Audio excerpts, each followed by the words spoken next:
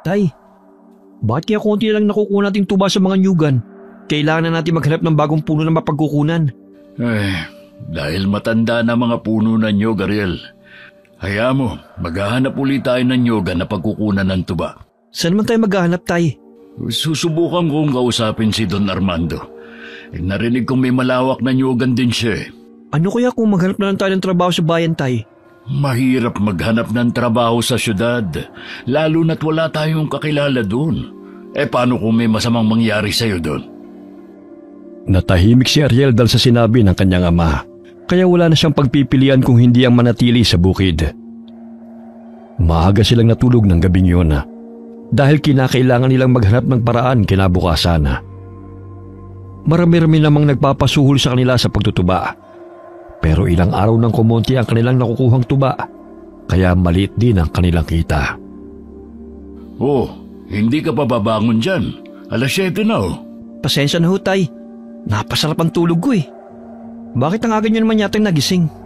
Bala kong pumunta sa bahay ni Don Armando mamaya. Tapos ko na palang akyatin ng mga nyog. 3 galon lang ang nakuha ko. Hindi nyo man lang ako ginising kanina. Sasamahan ko lang kayo sa lakad nyo. Hindi na. Ihatid mo na lang yan tuba sa tindahan ni Aling Mirna.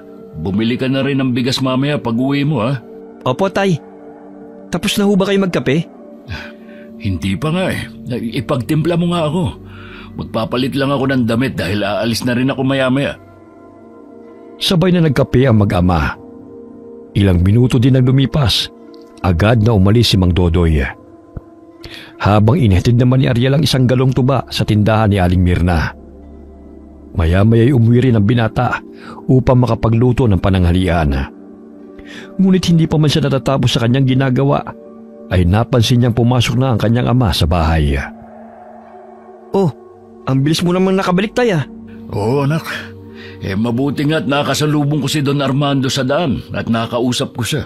Ano naman ang sinabi niya, Tay? Ang sabi niya, dadalhin niya raw tayo sa lupain niya.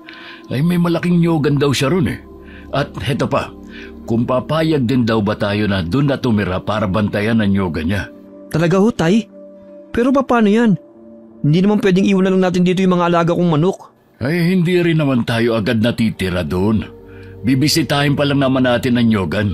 Kailan daw po tayo pupunta ron? Bukas daw, anak. Ganun ho ba? Mabuti naman, Tay. Matumal na kasi ang kita natin dito ngayon Kinaumagahan na. Nagising si Ariel nang marinig ang mga kalabog sa labas ng kwarto. Maagang nagising ang kanyang ama upang magluto.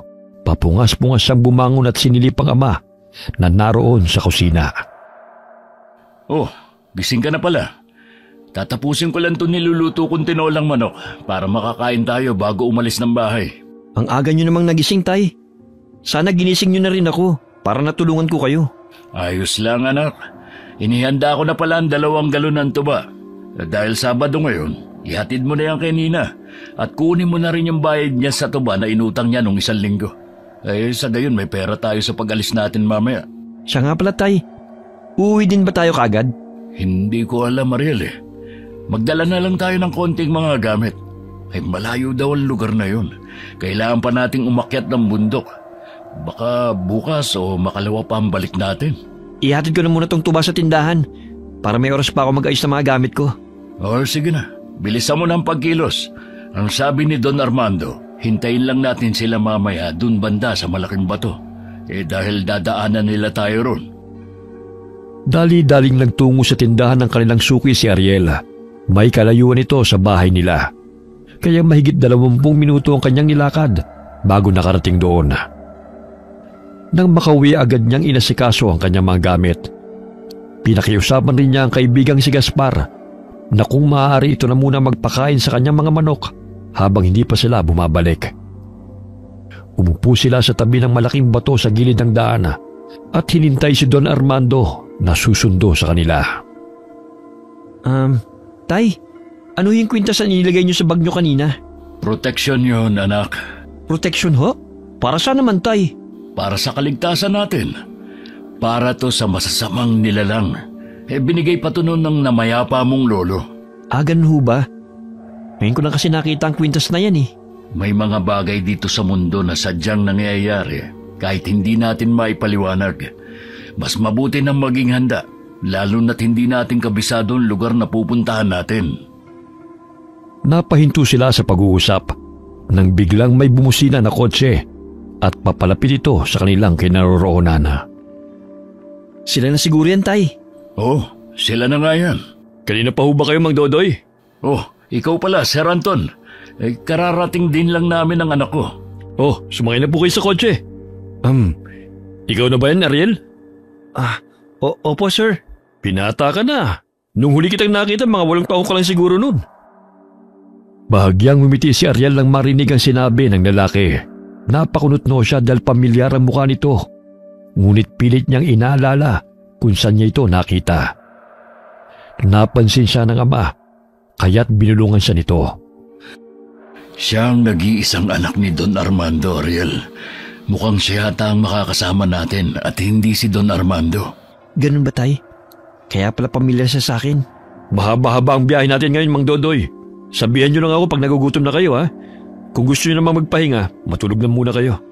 Gigisingin ko na lang kayo pag nakarating na tayo ron. Hindi nakasama si Daddy dahil may importanteng pinuntahan.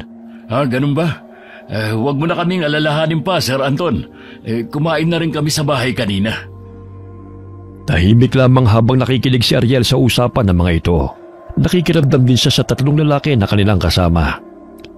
Bumuntong hininga ang binata at itinuon na lamang ang paningin sa labas ng bintana. Lumipas pa ang ilang oras hanggang sa nakatulog na ang binata. Hindi nito na malaya na huminto ang sasakyan. Nalimpungatan siya ng maramdaman ng pagyugyug sa kanya ng ama. Gising na muna, Ariel.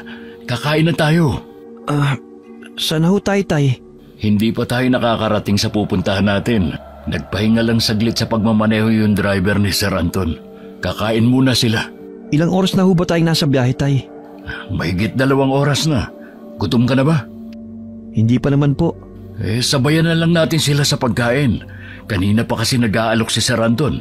Nakakahiya naman sa kanila kung paghihintayin pa sila. Sige po. Agad silang nagtungo sa lilim ng puno, kung saan may lumang mesa at upuan.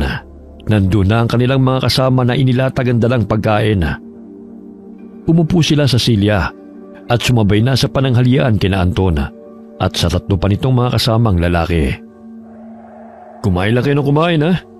May 1 oras pang biyahe natin papasok sa baryo. Pagkatapos kailangan pa natin maglakad ng halos 1 oras, kaya magpakabusog kayo. Ang layo nga pala talaga, sir, no? Bakit naman dito napili ng daddy nyo na bumili ng lupa? Sobrang layo na nito sa syudad. Alam mo naman si Daddy, mahilugin bumili ng lupain. Kaya siguro niya na gusto ng lugar na ito dahil tahimik. Tsaka kaibigan din niya kasi yung may-ari ng lupa. Bago raw ito namatay, sa kanya iniwan yung nyugan. Kaya naman pala. Tahimik lamang si Ariel habang nakikinig sa usapan ng mga ito. Walang imik din ang 3 lalaki na kasama nila. Nagsasalita lang ang mga ito kung kakausapin ni Antona. Inilibot ng binata ang paningin. Lihim siyang humanga sa ganda at payapang lugar na animoy walang gulong nagaganap. Matapos kumain ay sumakay na sila muli sa sasakyan. Habang tumatagal ang kanilang biyahe, mas lalo namang kumikitid ang kanilang dinaraanan. Hanggang dito na lang tayo. Kailangan pa kasi nating umakit ng bundok. May mga kabayan din ho ba dyan, sir? Meron naman, marami. Sila yung mga lumad na nakatira sa lugar na ito. Huwag kayong mag-alala. Mababait ang mga taong nakatira dito. Panigurado makakasundo nyo. Mukhang maganda naman ang lugar na to kumpara dun sa atin. Mas tahimik pa. Kaya lang, kapag nag-umpisa na kami magtuba ng anak ko, hindi ko alam kung saan kami titira dito. Marami mga nagtatrabaho sa sakahan, Mang Dodoy. Tiyak na hindi palalampasin ng mga tao ni Daddy ang tuba nyo kung sakali. Tsaka huwag kayong mag-alala. Ang laki ng mga katawan ng mga kasama ko. Sila magdadala ng tuba sa bayan. Mabuti naman kung ganun. Hindi na kami mahihirapan pa ng anak ko na ilako ang tuba kung sakali. Tara na ho. Mag-umpisa na tayo maglakad. Hapon na rin, baka abutan pa tayo ng dilim sa daan. Kayo na ang bahalang magbuhat niyang mga gamit natin, Ruben. Agad silang naglakad papasok ng gubat. Tahimik ang lugar at wala pa silang nadadaan ang kabahayan. Kaya't naging mapagmatsyag si Ariel sa lahat ng kanilang dinaraanan. Napamangha sila dahil sa ganda ng tanawin. Sinalubong sila ng mayayabong na mga bulaklak ng gumamela at sunflower. Sa gilid ay nakahilera mga puno ng nyog. Ang ganda ng lugar, Tay. Ang linis pa. Halatang inaasikaso. Dahil disiplinado ang mga tao rito, Ariel. Mamaya pagdating natin sa bahay, malalaman niyo rin ang patakaran dito. Kung ganun ho, ang ganda siguro mamuhay dito, Sir Anton. Malalaman mo rin kapag nakarating na tayo sa maliit naming komunidad, Ariel. Kapag nagustuhan niyo ang patakaran na pinapatupad namin, pwede na kayong dumito. May mga kubo naman na bakante na pwedeng tirhan. Talaga Sir Anton? Pero kinakailangan pa naming umuwi ng bahay dahil may mga alagang hayop pa kaming naiwan doon. Wala naman hong problema. Bukas o sa makalawa, babalik din kagad ako sa syudad. Ihatid ko rin kayo sa baryo na tinitirhan nyo. Nakaramdam sila ng pagod ng makarating sa pinakagitna ng bundok. Unang napansin ni Ariel ay mga kubo sa lugar. Sa tansya niya ay higit sa 20 ng mga kabahayan ang naroon. Nandito na tayo. Mamayang gabi ko na kayo ipapakilala sa mga tao rito. Sasamahan na muna kayo ni Ruben sa kubo kung saan kayo magpapahinga. Kung may kailangan kayo, sabihin nyo kagad sa akin, ha? Naku, wag na kayong mag-abala pa, Sir Anton. Ayos naman po kami ng anak ko Wag na ho kayong mahiya, Mang Dodoy. Dahil simula nang umapa kayo dito sa teritoryo namin, pamilya na ang turing namin sa inyo. Kaya sige na, sumama na kayo kay Ruben. May piging nagaganapin mamayang gabi. Sumunod ang mag-ama sa tauhan ni Anton, habang si Ariel naman, malapad ang ngiti nito na inililibot ang paningin sa buong paligid. Masaya silang sinalubong ng mga taong naninirahan doon. May mga lumalapit pa sa kanila at nagpapakilala. Magiliw naman silang tinanggap ng mga ito bilang bagong kapitbahay. Iniwan sila ni Ruben sa kubo kung saan sila magpapahinga. Hindi pa rin makapaniwala ang binata sa ganda ng lugar na kanilang napuntahan. Ang ganda ng kubo kahit maliit lang, Tay, no? Mukhang kompleto pa sa mga gamit. Baka may nakatira dito. Nakakahiya naman. Wala naman siguro, anak. Kasi ang sabi ni Ruben, dito na raw tayo titira. Ngayon sigurado na ako na gusto kong lugar na ito, Tay. Nakita mo ba yung mga tao kanina? Ang saya na nung makarating tayo rito. Pakiramdam ko mababait silang lahat, Tay. Ay, tignan mo yung mga puno na nyog. Hindi ganong kataas. Ay kaya panigurado, hindi yan mahirap akyatin. Oo nga po eh. Naputol ang pag-uusap ng mag-ama nang may marinig silang boses ng babae na tumatawag mula sa labas ng kubo. Tao po! Tao po! May tao yata, Ariel. Buksan mo muna ang pinto. Baka may kailangan sa atin. Sige po. Magandang araw. Ako nga ho pala si Sabrina. Nandito ho ako kasi inutusan ako ni Sir Anton na dalhan kayo ng maiinom. Naku, salamat. Hindi ka na sana nag-abala pa. Wala yun. Maliit na bagay. Kung may kailangan kayo, pwede niyo akong tawagin ha. Malapit lang ang bahay namin ng lola ko. Ayun oh. Sige. Ako nga pala si Ariel. Tsaka kasama ko rito ang tatay ko, si Dodoy. Ako naman si Sabrina. Ikinagagala ko kayong makilala. Napapangiti pa ang dalaga habang nagpapakilala sa binata. Ngunit nagulat si Sabrina nang marinig ang malakas na sigaw ng kanyang lola. Kaya't nataranta siya at nagpaalam sa binata. Si Lola talaga oh. Sige Ariel uuwi na ako. Pasensya na talaga kay Lola. Sige na, sa susunod na lang ulit. Salamat nga pala dito sa tubig Hindi na sumagot si Sabrina dahil patakbo na itong umuwi sa bahay nila. Habang si Ariel naman ay naiwan na may ngiti sa labing sinusundan ng tingin ng magandang dalaga na parang bata ko tumakbo. Lumipas pa ang mga oras hanggang sa dahan-dahanang nilamon ng dilim ang kapaligiran. Naririnig na mag-amang naging maingay na paligid. Lumabas silang dalawa sa kubo at pinagmamasdan ng mga tao na abala sa kanilang ginagawa. Mang Dodoy, Ariel, sumama kayo sa akin. Pupunta tayo sa bulwagan. Ipapakilala ko kayo sa aking mga kasamahan. Sabik na rin silang makilala kayo Bulwagan ho, Sir Anton? Ano po yun? Yun ang lugar kung saan namin idinaraos ang piging, seremonya, pagpupulong at kung ano-ano pa. Mahalaga kasi ang gabing ito. May gaganapin pagtitipon-tipon, may kainan at inuman. Alam kong umiinom ka, Mang Dodoy, kaya tara na ho. Marami din pagkain na nakahain doon. Hindi mo man lang kami sinabihan na may handaan pala, sir. Di sana nakatulong man lang kami ng anak ko. Huwag mo nang isipin yan, Mang Dodoy. Sige na, sumama na kayo sa akin. Huwag kayong mag-alala. Mababait lahat ng mga tao rito. Sige ho, sir. Tayo na ho. Anto na lang, Mang Dodoy. Masyado naman ho kayong formal. Pasensya na, sir. Anton. Kailangan ko rin kasi kayong respetuhin kasi amo ko po kayo. Si Mang Dodoy talaga. Hindi naman ho ako si Daddy. Hindi mapigil ang mapangiti ni Mang Dodoy dahil sa narinig mula kay Anton. Alam naman itong mabait talaga ang pamilya nito. Kahit ang mga magulang ng lalaki ay respetado din sa kanilang lugar. Napamangha ang binata nang makita ang mga taong naroon sa bulwagan. Masayang nagtitipon-tipon at naghahanda ng mga pagkain sa pinagdugtong-dugtong ng mga mesa. Wow! Ang saya ho pala dito, Sir Anton. Tsaka ang dami hong pagkain. Ano bang meron? Buwan-buwan kami nagsasagawa ng seremonya bilang pasasalamat sa kalikasan sa lahat ng biyaya na binibigay niya sa amin. Tulad na lamang ng masaganang ani ng mga prutas, gulay at iba pang mapapakinabangan namin dito sa kabundukan. At higit sa lahat ay ang pasasalamat dahil magkakasama ang aming pamilya. Ganun ho ba? Ang galing naman. Tay, dito na ho kaya tayo. Tutal, may bahay naman tayong titiran dito eh. Masyado ka namang sabik, anak. Papasaan ba at mamamalagi na rin tayo dito?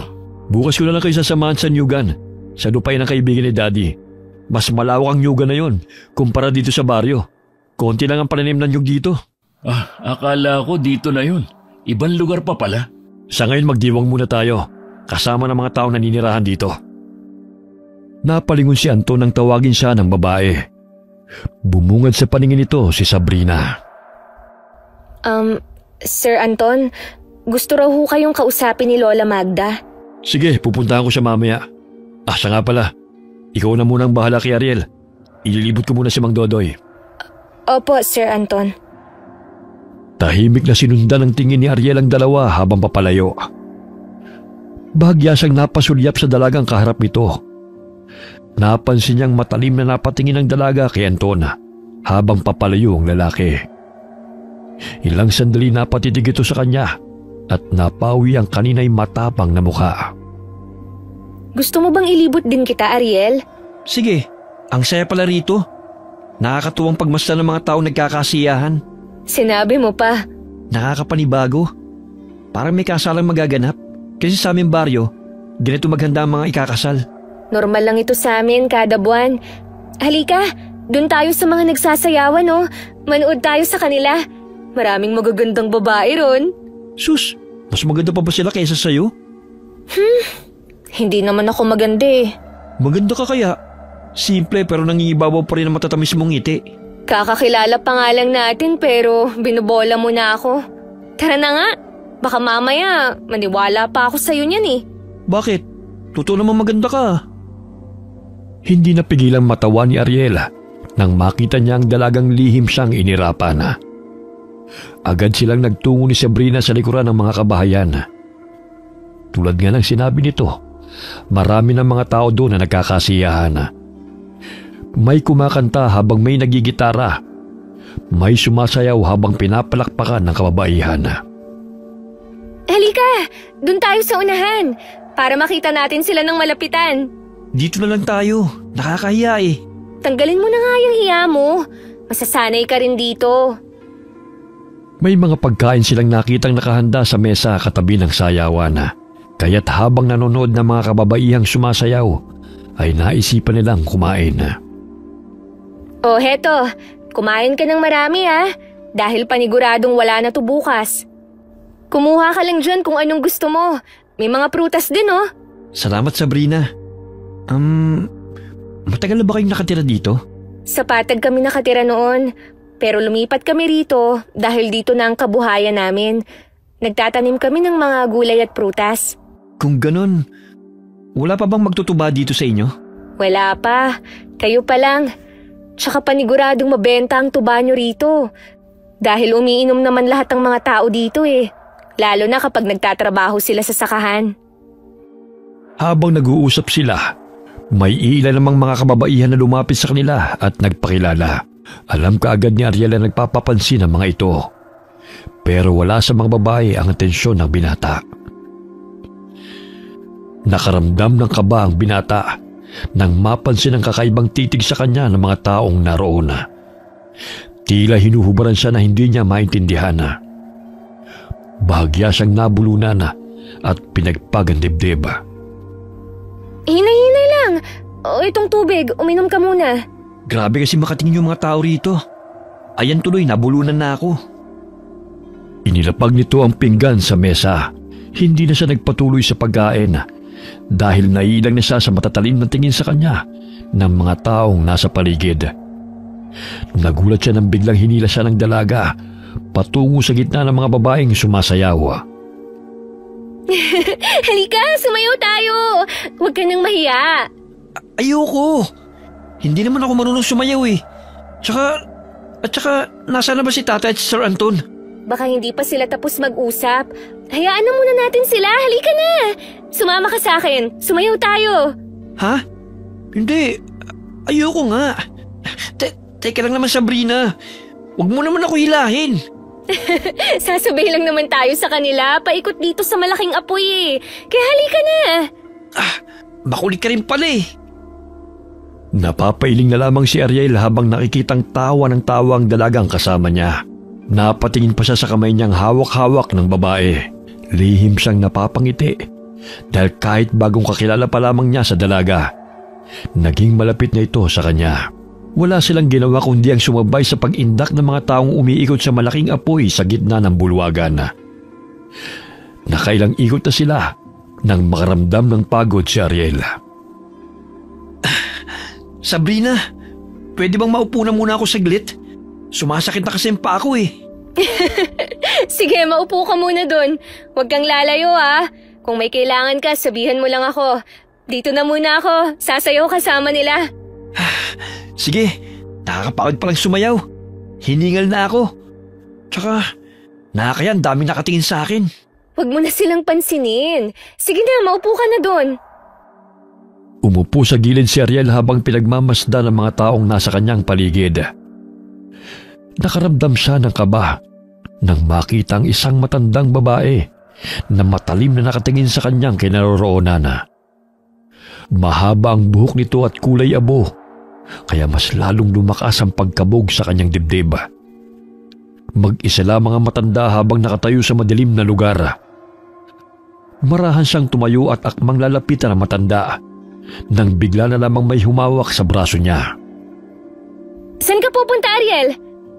Sabrina, ikaw pala. Oh, bakit mukhang gulat na gulat ka? Sinong tinitingnan mo dyan? Ha? May nakita akong matanda. Baka kako kailangan niya ng tulong. Nasaan na ba yun? Bigla siyang nawala. Ganun ba? Nanibago lang siguro sa'yo. Gusto mo bang maglibot-libot pa o umuwi na? Pwede bang hanapin muna natin si Tatay? Nag-aalala kasi ako sa kanya eh. O sige, baka nasa bahay sila ngayon ni Sir Anton. Sumunod ka sa akin. Nasa kalagitnaan na sila ng daan nang may marinig ng mga kaluskos. Malayo-layo na sila sa mga taong naroon sa bulwagan. Kaya't bahagyang kinabahan ng binata. Nagpalinga-linga siya sa paligid, ngunit wala naman siyang nakikitang tao. Sabrina, parang may sumusunod sa atin. Pero wala namang tao. Teka sandali. Suotin mo muna tong kwintas, Ariel, para mawala yung pangamba mo. Anong klaseng kwintas ba to? Parang may nakita akong ganitong gamit si Tatay eh. Talaga? Nakita ko to sa baul na itinatago ni Lola. Simula nung isuot ko kasi to noon habang nangangahoy ako. Parang pakiramdam ko'y nilalayuan ako ng mga taong gumagala sa gubat. Parang nilalayuan ako ng mga taong may masasamang hangarin. Kaya simula noon, lihim ko na yung dinadala. Kaso nga lang, tinatago ko pag nandyan si Lola. Pinapagalitan kasi niya ako pag nakikita niyang suot ko to eh. Pero bakit mo ipasusot sa akin to? Iba paano ka? Tsaka may masasamang tao ba rito? Basta isuot mo na lang yan. Dahil mas kailangan mo yan ngayon kesa sa akin. Nadidinig ko pa rin yung mga yabag at kaluskos. Mukhang sinusundan talaga tayo. Teka, nakakakilabot ang atungal ng aso. Kaya nga bilisan na natin ang paghahanap sa tatay mo. Napalayo na sila sa sayawan. Sunod-sunod ang nadidinig nilang mga alulong ng aso. Dahilan na tumindig ang kanilang mga balahibo. Sa pagkakataong yun, maging ang dalagay nanibago sa malakas na atungal ng mga aso na animoy may pinapahiwatig na hindi kaaya-aya. Ngunit hindi siya nagpalata sa kabang nararamdaman upang hindi matakot ang binata na kanyang kasama. Palagi bang may mga umaligid na aso rito tuwing sumasapit ang gabi? Hindi. Maging ako'y naninibago rin. Ngayong kabilugan ng buwan lang to nangyari eh. Siguro, masaya lang din sila kaya ang ingay nila. Sa amin kasi, pag ganyang kaingay ang mga aso, may nakikita silang mga masasamang espiritu o di kaya masasamang tao. Dalian na lang natin para makarating na tayo sa bahay ni Sir Anton. Lumalalim na rin kasi ang gabi eh. Sumunod na lamang si Ariel sa sinabi ng dalaga. Tumakbo sila nang mapansin na palakas ng palakas ang mga kaluskos sa paligid, kasabay ng mga lagaboga. Hawak kamay silang tumakbo at tinungo ang bahay na kanilang pupuntahan, habang isang kamay ng binata ay nakahawak sa medalyon. Napahinto sila ng maninaw ang bahay ni na Anton. Ilang sandali pa ay naramdaman nilang tumigil ang mga kaluskos at mga atungal. Nandito na tayo. Pero ang dilim ng bahay, parang wala namang tao. Saan naman kaya sila pumunta? Hindi kaya nandun pa rin sila sa bulwagan at nagkasalisihan lang tayo? Ilang ikot na natin, wala naman sila eh. Pero sige, bumalik na lang ulit tayo ron. Umuwi na lang kaya tayo. Babalik din ang tatay mo sa kubo. Baka nagiinuman lang sila ni na Sir Anton kung saan. Pagod na rin kasi ako eh. Nag-aalala lang ako tatay eh. Kasi pag nalalasing yun, kung saan na ngayon natutulog.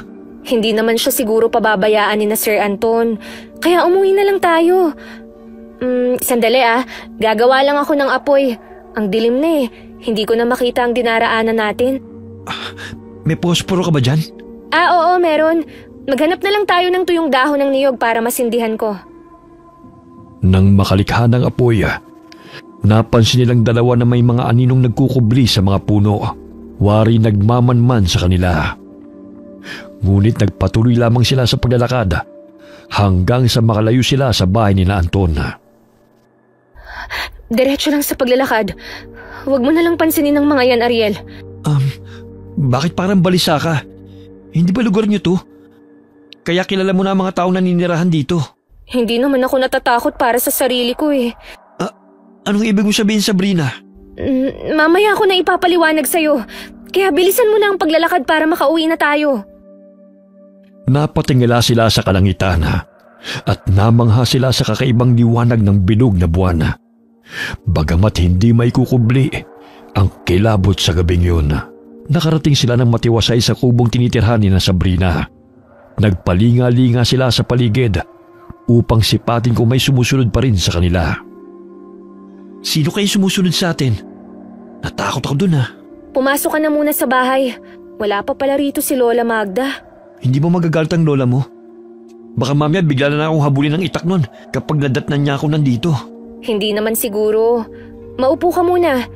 Gusto mo ba ng tubig? Hindi na. Salamat na lang. Doon ka na lamang hihintay si tatay sa kubo. Baka ano pang isipin ng mga taong makakita sa atin dito. Ay, bago ko makalimutan. Ito pala ang kwintas mo. Ay, oo nga pala. Itatago ko na yan. Baka makita ni Lola at pagagalitan na naman ako. Nagpaalam si Ariel sa dalaga at tinungo ang kubo kung saan sila nanunuluyan. Hindi siya matatakuting tao. Pero nung gabing yun, kakaibang kaba ang nararamdaman niya. Hindi niya mawari, ngunit parang may nagbabadyang panganib na magaganap.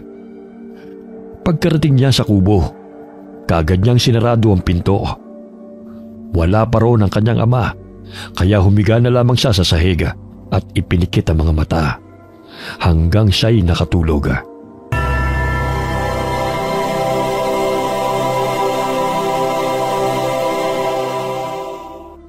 Napabalikwas ng bangon mula sa pagkakahiga si Ariela nang marinig ang pagkatok at boses ng ama na tumatawag sa kanya.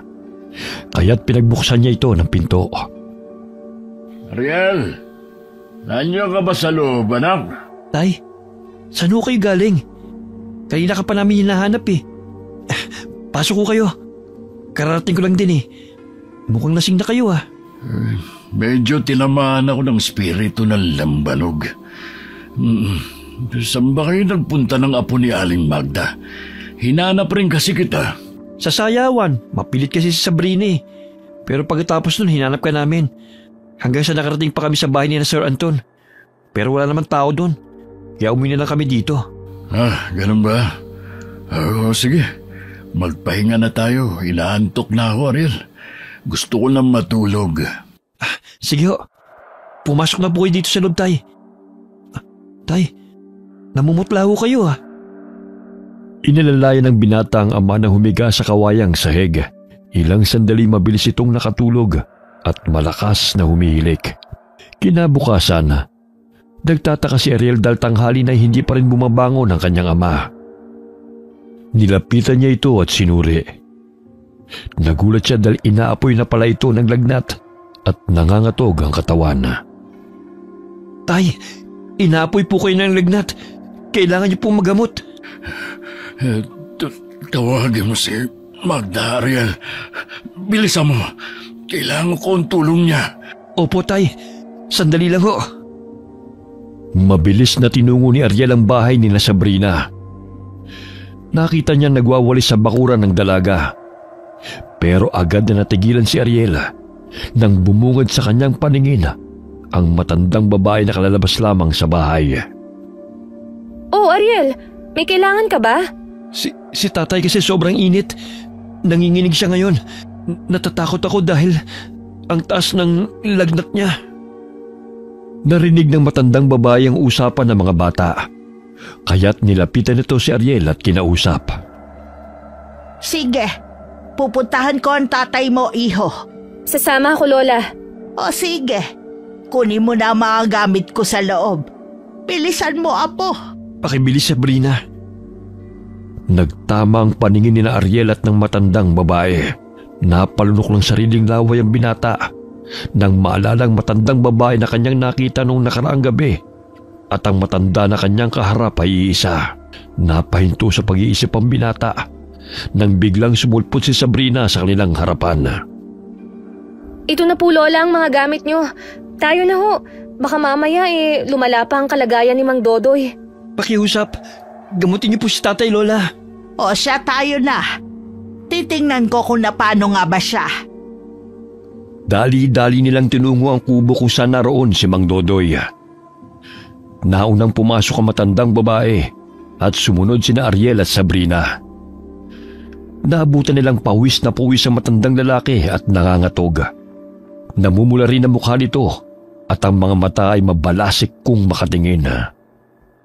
Sinabi ko na sa'yo kagabi na huwag mong kainin ang ibinigay niyang pulutan. Pero kinain mo pa rin. Tingnan mo tuloy ang resulta. Hindi ka kasi nakinig eh. Pakiusam. Tulungan mo ako, Aling Magda. Aray! Ang sakit ng tiyan ko. Kaya mo pa bang bumangon? Inumin mo tong langis na may dinurog na sibuyas at luya para maisuka mo lahat ng kinain mo kagabi. Ang sakit talaga ng tiyan ko. Tay, sige na, inumin niyo na po yung pinapainom ni Lola para gumaling na po kayo. Tinulungan ni Ariel ang kanyang ama upang makaupo. Nanginginig ang mga kamay ni Mang Dodoy habang nilalagok ang laman ng baso. Namimilipit pa rin ito sa sakit habang hawak-hawak ang tiyan. Pagkatapos nun ay pinakiramdaman ng matandang babae ang palapulsuhan ng lalaki at may binubulong na hindi nila naiintindihan. Paano ba si tatay, Lola? Ano nangyayari sa kanya? Nayanggaw ang tatay mo, iho. Ang tigas kasi ng ulo eh. Sabing huwag niyang kainin ng pulutan kagabi habang nagiinuman sila. Nayanggaw ho? Bakit? Mga aswang bang mga nakatira dito? Hindi lahat ng mga aswang ay masasama. Nagkataon lang talaga na may isang aswang na gustong pagtripan tong tatay mo. Ang sabi ni Sir Anton, mababait ang mga taong nakatira dito. Pero bakit nayanggaw pa si tatay? Huwag ka mag-alala. Gagawin ko lahat upang gumaling tong tatay mo. Doon na muna kayo sa labas at gagamutin ko tong si Dodoy. Hindi makapaniwala si Ariel sa kanyang narinig. Lumabas sila ng kubo at kinausap siya ni Sabrina upang maintindihan niya ang mga nangyayari. Maging siya'y natatakot, baka niyanggaw na rin siya. Kailangan mong malaman yung totoo, Ariel. Ano ba yun? Ang totoo kasi, hindi dapat kayo pumunta rito. Hindi kami masama, Ariel. Ngunit may mga kalaban ng aming angkan na siyang naghahasik ng lagim dito sa baryo. Hindi normal na tao, kundi mga aswang. Ang ibig mo bang sabihin, may mga aswang na nakatira dito sa lugar na ito, Sab? Oo, maging yung mga taong nakikita mo rito na kasama namin. Pero yung mga kasamahan namin ay mga mabubuting aswang. Hindi sila nananakit. Nagugulan ako, Sab. Para maintindihan mo, lahat ng taong nakikita mo rito ay aswang. Maliban lang sa akin. Normal akong tao kagaya mo. Kung ganun, aswang din ba si Sir Anton, Sab? Hindi na umimik ang dalaga. Nakatitig lang ito sa kanya at nangungusap ang mga mata. Napahilod na lamang si Ariel sa kanyang noo dahil sa mga natuklasan. Hindi niya alam kung ano mararamdaman niya, kung magagalit ba o matatakot para sa kahantungan nilang mag-ama. Makakaalis mo ba kami rito, Sab? Hindi ko alam. Lahat kasi ng taong napapadpad dito ay hindi na nakakaalis pa. Bakit? Pinapatay ba nila? Yung karni ba na kinain natin kagabi? Karni ba yun ng tao? Mayayanggaw din ba ako? Hindi. Dahil karne yun ng hayop. Kahit mga aswang ang mga taong nakatira sa lugar na to, hindi naman sila kumakain ng tao. May batas na kailangang sundin. Yun na yung huwag mambiktima ng mga tao hanggat maaari. Ngunit may pangkat pa ring hayok sa laman ng tao. Kaya nilang mambiktima kahit anumang oras. Yun na yung kalabang pangkat namin. At kung ganun, ano mangyayari sa amin ni tatay kung hindi nila kami papatayin? Magiging aswang din. O di kaya mamuhay kasama namin. Ang gusto kasi ni Don Armando, mapanatili ang samahan sa lugar na to. Dahil unti-unti nang nagkawatak-watak ang aming angkan. Anak nang, hindi ako papayag na maging aswang kami, Sabrina. Lalong-lalo na si tatay.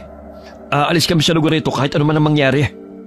Hindi pwedeng mamuhay kami kasama ng mga aswang. Pero imposible ang gusto mong mangyari, Ariel. Alam mo bang marami nang nagtangkang umalis sa lugar na to dati? Pero ang lahat ng yun ay nabigo. Kaya imbis na yayang gawin lang ni Sir Anton, ginagawa niya na lang alay kapag sumasapit ang kabilugan ng buwan. Pero ang sabi mo hindi ka pa aswang, di ba? Si Lola Magda. Ako lang ang normal na tao rito, Ariel. Aswang si Lola Magda. Hindi lang ako hinawaan ni Sir Anton dahil ang sabi niya, sa kanya na ako yayang gawin kapag nasa tamang edad na ako at naging asawa na niya. Napamura si Ariel lang marinig ang sinabi ng dalaga. Hindi siya makapaniwala sa mga nalaman. Kahit napasapo na lamang siya sa kanyang noo. Gayunpaman, naawa siya sa kalagayan ni Sabrina. Dahil alam niyang napipilitan lamang ang dalaga at naging sunod-sunuran sa utos ng kanyang lola at namumuno sa kanila na si Anton. Ilang taong ka na ba ngayon, Sab? Maglalabing 8 taong gulang pa lang ako. 3 araw na lang ang nalalabi. Ipapakasal ako ni Lola kay Sir Anton.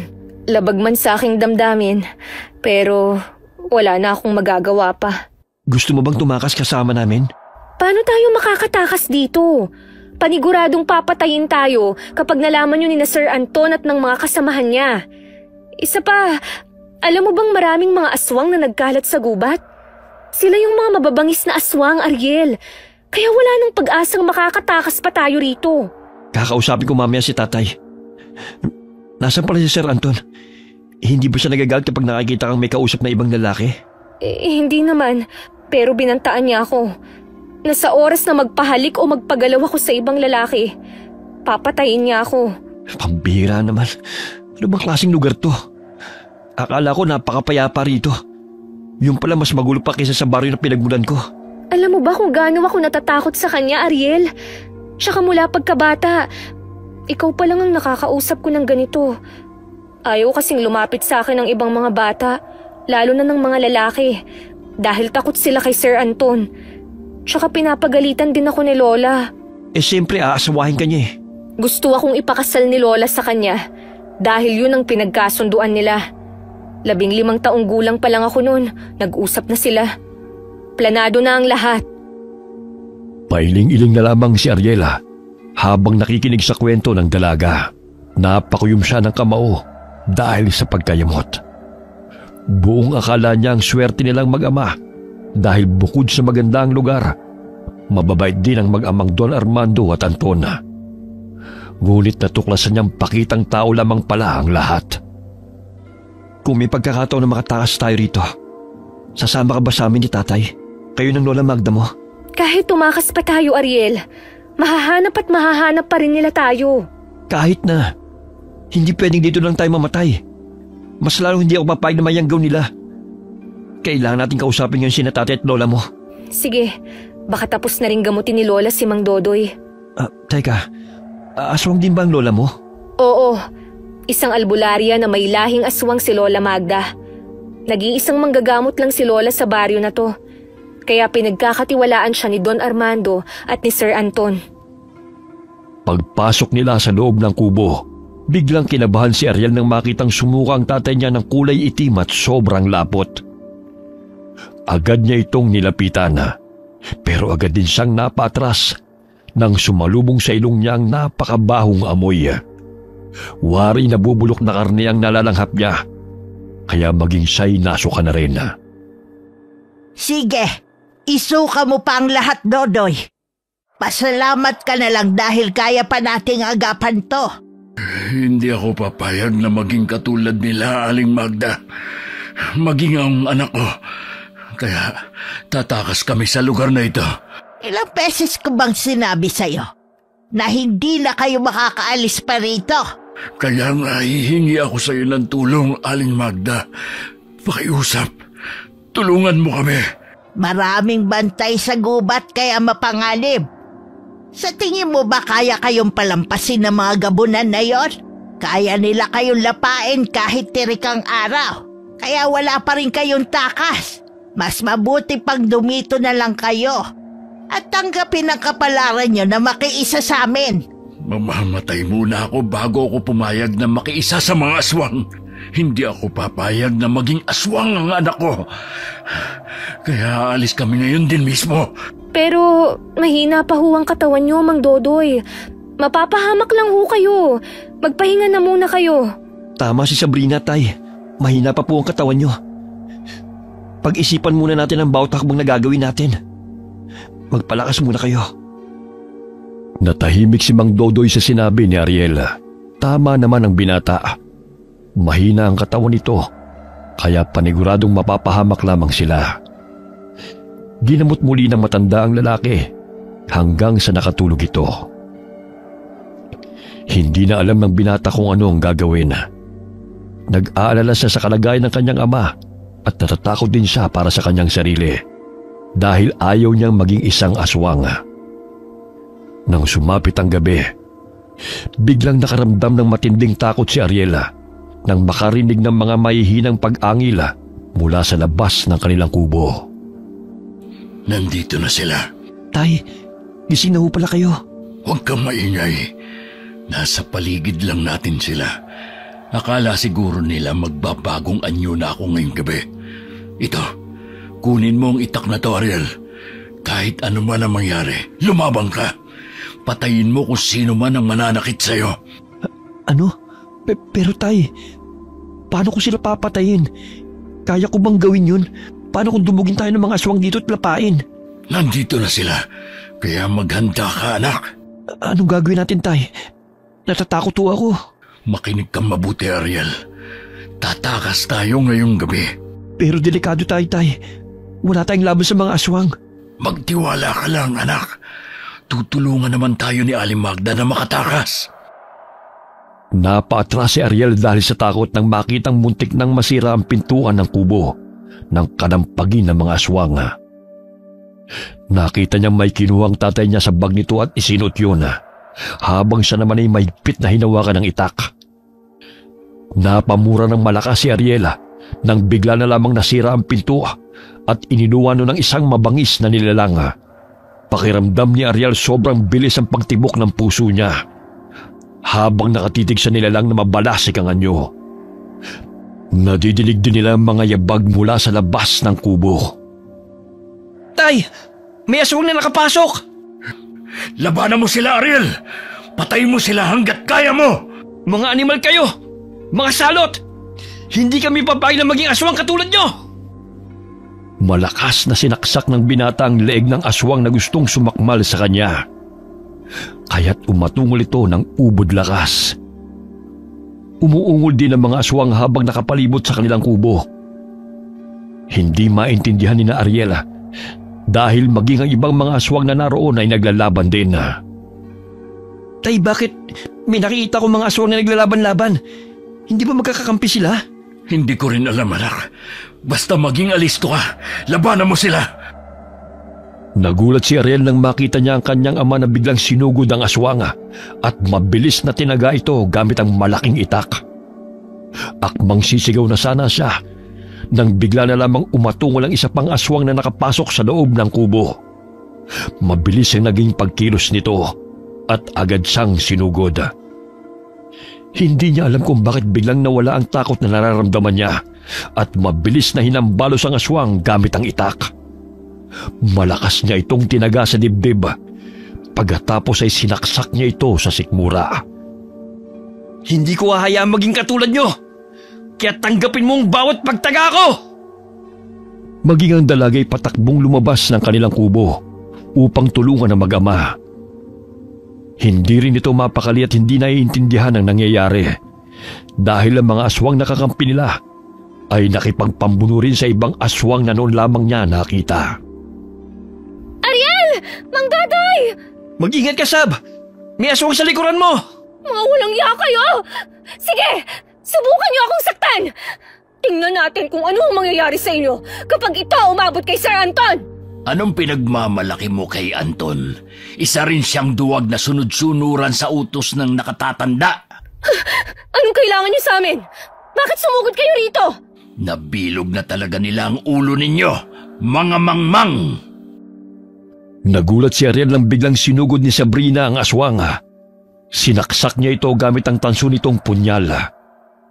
Kitang-kita ng binata kung makailang beses itong sinaksak ni Sabrina hanggang sa matumba ito sa lupa at binawian ng buhay. Ariel! Halika na! Kailangan na nating makaalis dito! Si Tatay, tulungan natin! Nasa labas na siya kasama si Lola! Tara na! Kailangan na nating lumabas dahil nagkakagulo na silang lahat! Ano ba nangyayari? Bakit naglalaban-laban ng mga aswang? Akala ko ba'y magkakakampi sila rito? May mga natagpo ang mga bangkay sa patag at napag-alaman na ang masasamang aswang ang gumawa nun. Nagalit yung mga kasamahan namin dahil gustong palabasin ng mga kalaban na ang mga kasamahan namin ang pumapatay. Kaya nagkainitan. Tayo na, hanggat may panahon pa. Maging si Lola Magda ay nakipagpambuno sa mga aswang na lumulusob sa kanilang tirahan. Sa tuwing magsasalita ang mga ito, ay hinahataw niya ng patalim ang bunganga ng mga aswang dahilan na hindi nakapagsasalita ng diretsyo at agad na namamatay. Umalis na kayo, Sabrina! Sumama ka na muli sa kanila! Ako na ang bahala sa mga hangal na to! Masusundan ko naman kayo! Anong ibig niyong sabihin, Lola? Hindi ba kayo sasama sa pagtakas ngayon? Susunod ako! Kaya magmadali na kayo! Bago pa kayo maabutan ng mga buwisit ng mga kalaban! May sumusugod na aswang sa likuran mo, Tay! Ilag! Natulala sa kinatatayuan si Ariel nang makita si Lola Magda na biglang nagbago ng anyo bilang aswang. Mabilis na sinunggaban nito ang kalabang aswang na magsasalita pa sana. Kitang-kita ng binata kung paano itarak na matandang aswang ang matutulis nitong kuko sa sikmura ng kalaban nito at hinalukay pa ang laman loob. Wari naging mabangis na hayop ang matanda. Naging maliksi at sa bawat aswang na nagtatangkang sugurin sila ay hindi nagdadalawang isip ang matanda na butasan ng sikmura ng mga ito. Umalis na kayo. May aayusin lang ako dito. Bilisan nyo na! Pero Lola, hindi ka pwedeng maiwan dito. Dahil baka pagtulungan ka niya lang lahat. Hindi yan mangyayari, Apo. Dahil kahit matanda na ako, hindi pa rin nila kaya ang orasyon ko. Pero Lola, ayokong iwan ka. Huwag na kasing matigas ang ulo. Umalis na kayo! May nakitang bag si Ariel sa lupa. Batid niyang pagmamayari yun ni Sabrina. Dali-dali niya yung dinampot at binuksan. Natagpuan niya raw ng isang latigo, kaya agad niya itong kinuha. Magagamit ko to laban sa mga aswang. Buntot pagi yan, Ariel. Kaya ihambalos mo yan sa mga aswang. Tiyak na masasaktan sila. Sumunod ka kaagad, Lola. Umiiyak na tumakbong palayo ang dalaga kasama ang mag-ama. Isinuot ni Ariel ang bag sa kanyang likod. Ilang sandali pa'y biglang napasigaw sa takot si Sabrina nang magsulputan ang mga kalabang aswang sa kanilang harapan. Sa bawat aswang na nagtatangkang sugurin sila ay namamatay dahil sa mabilis na pagsugod ni Lola Magda. Habang si Sabrina naman ay umiiyak at nagmamadaling lisanin ang lugar na yon. Napapalingon pa siya nang makita na isa-isang sinusunggaban ng kanyang lola ang mga aswang na kalaban nito. Sobrang dilim ho ng daan. Halos wala akong makita. Tay, gagawa tayo ng sulo. Wag.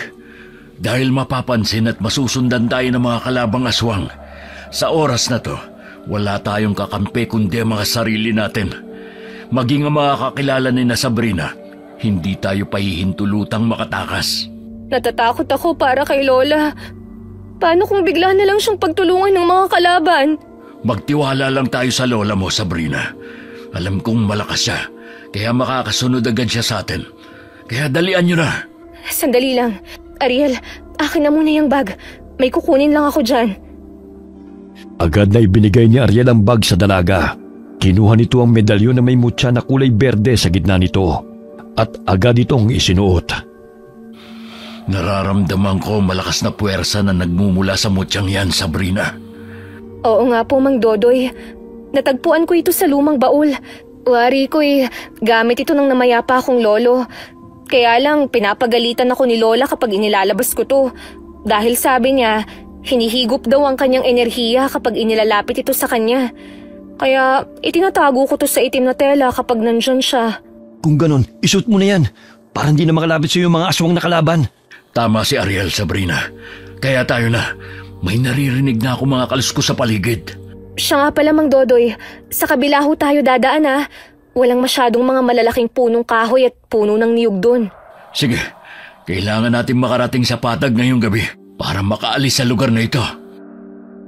Agad nilang ipinagpatuloy ang kanilang paglalakad. Nang marating nila ang pinakagitna ng niyugan, ay doon na nagsimulang may marinig silang mga kaluskos at atungal sa kanilang paligid. May alam din akong orasyon na pangontra sa mga kalaban. Kaya may laban din tayo sa mga aswang. Mabuti kung ganon. Pero huwag tayong pakampante. Dahil mga aswang pa rin sila. Gagawa talaga sila ng paraan para mapatay tayo. Habang tumatakbo, nararamdaman nilang may sumusunod sa kanila. Kahit hindi nila alam kung saan sila patutungo, patuloy pa rin silang tumatakbo upang hindi maabutan ng mga aswang na sumusunod sa kanila. Tanging ang sinag ng buwan ang nagsisilbing liwanag sa madilim na daan. Ariel!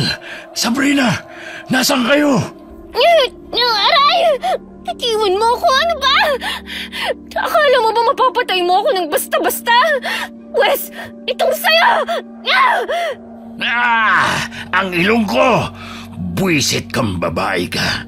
Marami ka pa palang dapat na malaman sa kasamaan ng inyong pinuno. Ang alam ko'y kayo ang pumapatay. At sa amin niyo'y pinapaako ang lahat ng mga kawalangyaan niyo. Kung may salot man, kayo yon! Tatanga-tanga ka talaga. Ang taong inaakala mong kakampi ay siyang traidor sa inyong grupo. Hindi kami ang kalaban ninyo, kundi si... Walang hiya ka! Layuan mo si Sabrina! Itigil mo yan! Aray! Aray! Paulit-ulit na hinahambalos ng buntot ng pagi ni Ariel ang aswang na sumusugod sa dalaga. Pinagtulungan nila ito. hanggang sa ito'y humandusay sa lupa nang saksakin ng punyal ni Sabrina ang leg nito. Mabilis din ang naging pagkilos ni Mang Dodoy nang makita niyang ilang mga nilalang na pasugod sa kanila. Aminado siyang nakaramdam siya ng takot para sa kanilang kaligtasan. Ngunit kailangang lakasan niya ang loob, lalo pat wala silang ibang pagpipilian. Napahanga ang binata dahil sa liksi at husay ng pakipaglaban ng kanyang ama. Sa tulong din yun ng medalyon na suot nito. Pagsisisihan niyo kung bakit niyo kami kinalaban. Ang matandang babae ang siya nagmamanipula ng lahat. Dahil siya ang tunay na salarin, hindi kami. Tulad ninyo, gusto namin mabuhay ng normal. Bagamat dahil sa kanyang kasakiman, pinag-away-away tayo ng babaeng yun. Anong ibig mong sabihin? Nang dahil sa kanya nagkagulo ang aming angkan. Dahil sa inggit at kapangyarihan, siya ang kumakain ng laman ng tao. Sinisisi niyo kami sa kahangalan ng kinikinala niyong pinuno. Si Magda, siya ang nag-utos sa amin noon na pumatay ng tao. Minamanipula niya ang utak ng lahat. Sinungaling! Hindi masama si Lola! Kayo ang may kasalanan! Tinulak ng aswang si Sabrina kaya't tumilapon ito. Bagamat maliksing bumangon ang dalaga at inundayan ng saksak ang kalaban nitong aswang. Tinulungan siya ni Mang Dodoy at Ariela, kaya't pasinok-sinok itong bumulagta sa lupa. Ngunit laking gulat ng binata nang biglang ibaon ng aswang ang mahaba nitong kuko sa kanyang tagiliran, dahilan na napahiyaw siya sa sakit. Sakit! Ariel! Sasaktan mo pa ang anak ko, ha? Itong sa'yo! Dahil sa galit, sinaksak ni Mang Dodoy sa dibdib ang aswang na nanakit sa kanyang anak. Paulit-ulit niyang ibinaon ng patalim hanggang sa mawalan ito ng buhay. Sapu-sapu ni Ariel ang kanyang sugat. Hindi niya alam kung saan niya nabitiwan ang bitbit na buntot pagi, kaya kinapa niya ito sa kanyang tabi. Halina kayo!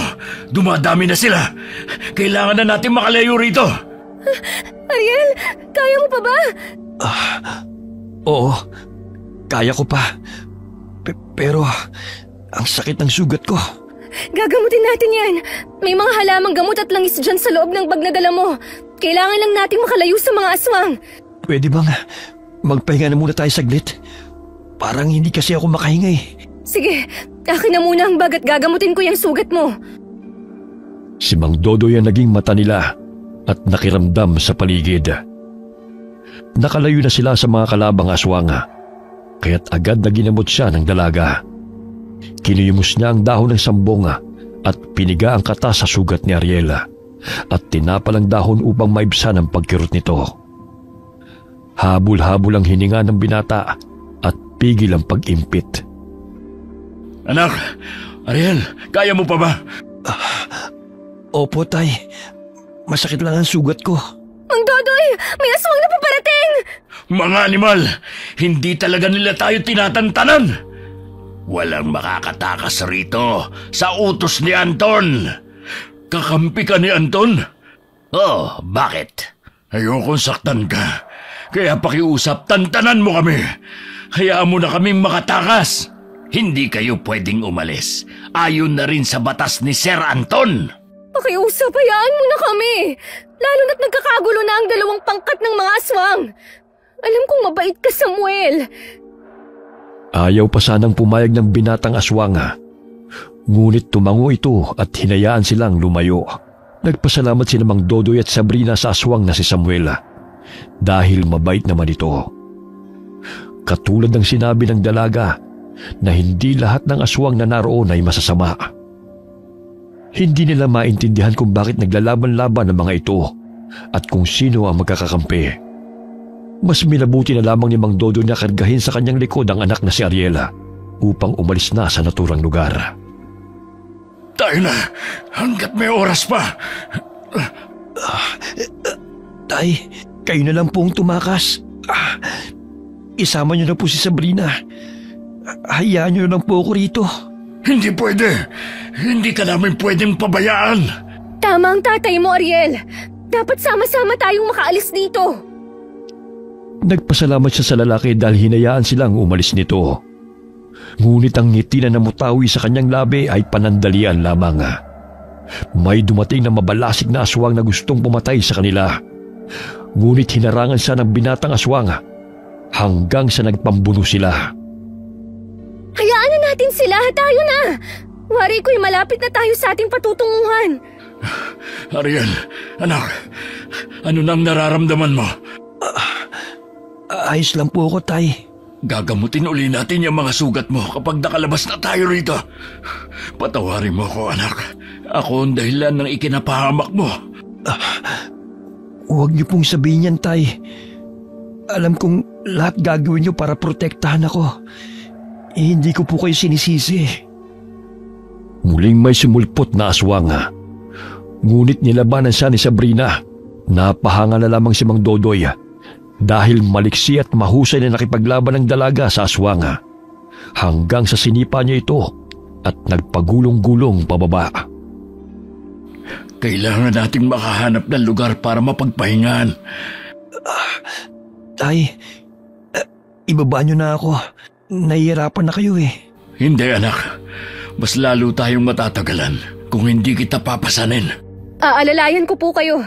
Ako na po ang bahala sa mga kalabang paparating. Hanga ako sa katapangan mo, Sabrina. Nagmana ka sa Lola Magda mo. Kailangan po naming maging matapang.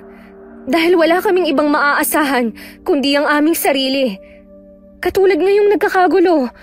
Kailangan na iligtas ang sarili at maging handa anumang oras. Madalas bang ganito rito? Nag-aaway ang dalawang pangkat na mga aswang? Ngayon lang talaga nangyari to. Kahit dati pa namang may lamat ang samahan. Dati, isang grupo lang kami. Kaso nga lang, ang iba ay nagkanya-kanya. Kaya kami nagkawatak-watak. Dahil siguro sa mga batas na gustong ipatupad ng gustong maging leader. Humanga si Mang Dodoy dahil sa narinig mula sa dalaga. Kaya dahan-dahan niyang ibinaba si Ariel na nanghihina. Nagulat pa ang matandang lalaki nang maapakan niya ang mga bangkay na nakahandusay sa lupa. Meron ka pa bang ibang alam na lugar na pwede natin pagtaguan, Sabrina? Kahit doon na muna tayo magpalipas ng gabi para magamot at makapagpahinga na maayos tong si Ariel. Hindi ko nakabisado ang lugar na to, Mang Dodoy. Kailangan natin makahanap ng lugar na pwede mapagpahingahan. Wala na bang mga kabahayan dito? Doon banda sa gubat. Sana naman, hindi na tayo masundan ng mga kalaban. Bukod kay Lola. Sige, pumunta tayo ron. Ariel, anak, tiisin mo muna sakit. Muling kinarga ni Mang Dodoy ang anak sa likod nito. Mabilis ang mga hakbang nila habang papasok sa gubat. Hindi na nila ininda ang pagod at sakit ng mga sugat na natamo nila mula sa mga aswang. Napahinto sila nang may makitang kubo. Nagkaroon sila ng pag-asa dahil may hinga na sila ng tulong. Ayun, may kubo. Sana naman may mahihingan tayo ng tulong. Subukan natin tawagin yung nakatira dyan. Pero, paano kung aswang din ang nakatira dyan at kalaban din, Mang Dodoy? Kailangan nating subukan. Tuluyan nang nawalan ng malay si Ariel. Sige ho, ako na ang titingin kung may tao. Lumapit sila sa kubo. Umaasang tutulungan sila ng taong naninirahan doon. Sumilip siya sa bintana at wala siyang nakitang tao. Tinungo niya ang pinto at binuksan at nakumpirma na walang nakatira. Walang tao, Mang Dodoy. Mukhang pahingahan to ng mga magsasaka. Mabuti kung ganun. Kailangan ko na mailapag si Ariel. Akin na yung bag. May mga halamang gamot pa ba dyan? Opo, eto. Dito niyo po ilapag si Ariel. May mga kumot pang naiwan dito. Oh. Ariel, gumising ka, anak. Tuluyan na siyang nawalan ng malay. May langis din po rito. Patakan po natin ang mga dahong itatapal sa sugat niya. Ganitong paraan po kung manggamot si Lola. Maraming salamat sa iyo, Sabrina. Pagpasensya mo na tong anak ko. Wala pa kasi itong kaalam-alam sa mga bagay-bagay. Wala hong problema, Mang Dodoy. Paano nga ho pala kayo nagkaroon ng medalyon? Katulad ng lola mo, maalam din sa panggagamot ang tatay ko noon. Pero hindi ko nakahiligan ng panggagamot. Tuluyan na silang nagpahinga. Lumabas ng kubo si Mang Dodoy upang doon na magbantay. Naging maayos na ang pakiramdam ni Ariela dahil hindi na ito namumutla. Dahil sa labis na pagod, tumabi si Sabrina kay Ariela. Napalingon siya sa mukha ng binata at marahang hinaplos ang pisngi nito. Magpagaling ka ha. Ipagdasal natin na tuluyan na tayong makalayo sa mga aswang.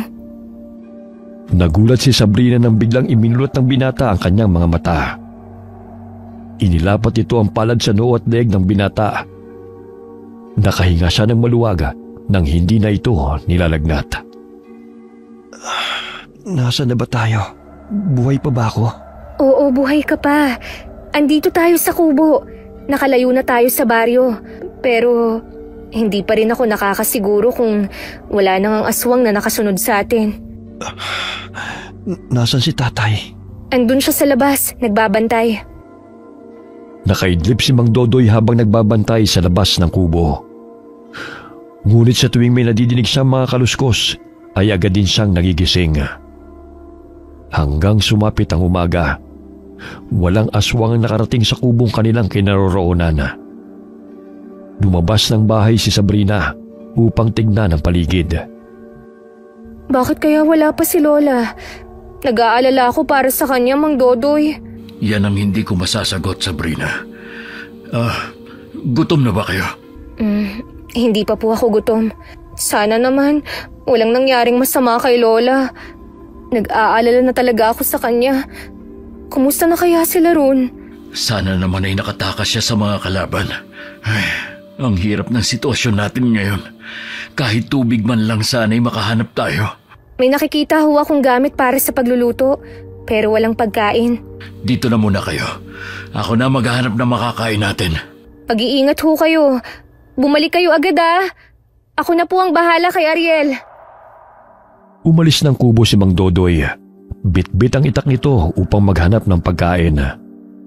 Habang sina Sabrina at Ariel ay naiwan. Dahan-dahang bumangon ng binata at sumandal sa dingding. Hindi na gaano kasakit ang kanyang sugat at nagawa na niyang makagalaw. Pasensya na kung naging pabigat lang ako sa inyo ni tatay ha. Napakahina ako talaga. Kalalaki kong tao. Pero ako pa itong nawalan ng malay. Hindi mo na kailangan pang humingi ng pasensya, Ariel. Nasugatan ka, kaya nawalan ka ng malay. Alam mo ba, sobrang saya ko nung dumating kayo ni Mang Dodoy sa baryong to. Bakit naman? Dahil ikaw lang tong naging kaibigan ko. Tsaka magaan ang loob ko sa'yo. Buong akala ko sa lugar na tutuluyang magbabago ang buhay namin ni tatay. Yung guminawa ba? Pero kabaliktaran ang nangyari. Dahil kapahamakan pa lang naghihintay sa amin dito. Dati mo na bang alam na aswang si Sir Anton? Eh yung ama niya na si Don Armando, aswang din ba? Matagal ko nang alam na aswang sila. Ngunit mabait si Don Armando. Mas agresibo pa nga si Sir Anton eh, kaya madalas niyang napapagalitan. Ngunit dahil laging wala rito si Don Armando, si Lola ang namumuno sa aming pangkat. Pero alam mo ba, Ariel, kapag nag-uusap sila, hindi ako pwedeng makinig. Ewan ko kung anong pinag-uusapan nila. Hindi kaya may malalim pa na sikreto silang itinatago? Yan ang hindi ko alam. Nakakalungkot nga na kailangan pang mambiktima ng mga tao para gawing alay eh. Sa tuwing may idadaos na 18 taong gulang ng bawat kasapi ng pangkat. At kayo ang napili nila ngayon. Sa dinami-daming tao, kami pa talaga ni tatay. Yun ang hindi ko maipaliwanag. Pero madalas kong naririnig na nagbabangayan sina Don Armando at Sir Anton. Maging si Lola sumasali. Dahil ayaw ng Don na pumatay ng tao. Ayaw niyang pumatay ng tao. Pero dito pa kami pinadala sa anak niya. Tapos gagawin ng naalay. Marami pa akong pangarap sa buhay para lang mamatay ng maaga. Maya-maya'y dumating si Mang Dodoy na may dalang saging. Agad nila itong niluto at pinagsaluhan. Nakakuha rin ang matanda ng tubig mula sa puno ng kawayan. Lahat ba ng mga naninirahan sa baryong to mga aswang? Oho, Mang Dodoy. Kaya lang, iba-iba na ang paniniwala, buhat ng magkawatak-watak ang pangkat. May mabubuti at masasama. Nakakalungkot isipin na ang nooy masayang samahan ay naging magkalaban dahil sa iba-ibang batas na gustong ipatupad. Maging ako'y nahihirapan na rin dahil ayokong magpakasal kay Sir Anton alinsunod sa kagustuhan ni Lola upang mapanatili ang katapatan ko sa aming angkan. Pwede ka namang hindi pumayag Wala na akong magagawa dahil pinagkasundo na kaming dalawa. Ang bata mo para sa kanya. Natatakot ako. Baka hawak ni Sir Anton si Lola at napag-alaman na nakatakas tayo. Baka may gawin silang masama kay Lola. Posible yung naisip mo. Pero kung totoo man yun, hindi tayo pwedeng bumalik dun. Baka kapag natagpuan nila tayo, hindi nila tayo buhayin pa. Pero paano si Lola? Ayokong mapahamak siya. Alam niyo naman na siya na lang ang meron ako. Huminahon ka muna, Sabrina. Maghanda na kayo dahil aalis na tayo ngayon din. Baka bigla pang dumating ang may-ari nitong kubo. Mas lalo lang magkakagulo. Matapos kumain ay agad na nilang nilisan ang kubong yun. Hindi maiwasan nakabahan sila sa muling paglusob ng mga aswang. Lalo na ang binata na may natamupang sugat. Paniguradong hindi siya makakalaban ng maayos. Tama bang daan na tinatahak natin palabas ng gubat? Hindi ko rin alam. Tumingin-tingin na lang tayo sa paligid. Yun lang ang maaari nating gawin. Ay, para may mga taong sumusunod sa atin. Hindi kaya mga aswang sila? Huwag kayong magpapalatang alam nating nakasunod lang sila. Bilisan nyo na lang at maghanda sa gagawin nila. Palingon-lingon sila sa kanilang likuran. Kung gaano sila kabilis maglakad, ayun din ang ginagawa ng 3 kalalakihang nakasunod sa kanila.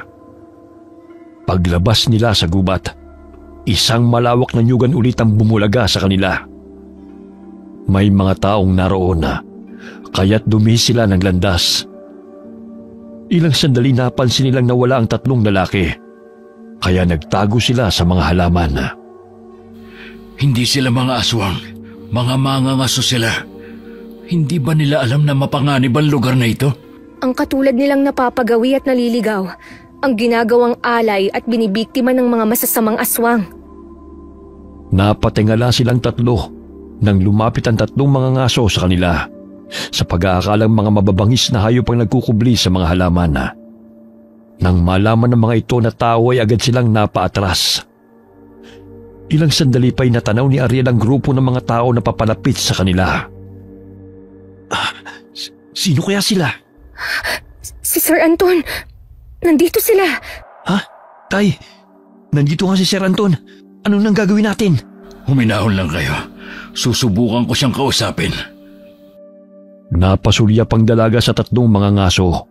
May pag-aalala ang boses nito nang siya'y magsalita. Nagtaka pa ang mga ito kung bakit takot na takot ang babae. Gayong wala naman silang masamang gagawin. Hindi ho kayo dapat narito. Kaya umalis na ho kayo rito hanggat may oras pa. Maniwala kayo. Maging kami nanganganib rin ng aming buhay. Tay, may mga baril sila. Maaari natin silang hingan ng tulong. Naputol ang kanilang pag-uusap nang makalapit na si Anton sa kanilang kinaroroonan. Mababanag ang pag-aalala sa mukha nito nang tumingin ito sa kanila. Salungat ang naging reaksyon ni Anton ayon sa kanilang inaasahan. Ang kaninang takot na nararamdaman ay napalitan ng pagtataka. Mabuti walang masamang nangyari sa inyo. Kagabi ko pa kayo hinahanap. Mang Dodoy, Ariel, may mga sugot kayo. Hayaan mo na kaming umalis. Huwag mo na kaming patayin. Pakiusap. Maawa ka sa amin, Sir Anton. Anong pinagsasabi mo, Mang Dodoy? Hindi ko naman kayo papatayin eh. Hindi ko kayo dinala rito upang patayin. Mga bisita namin kayo. Kaya halina kayo. Sumama lang kayo sa amin. Sinungaling! Gusto mo lang kaming patayin at gawing alay sa Diyos-Diyosan nyo. Nagkakamali ka, Ariel.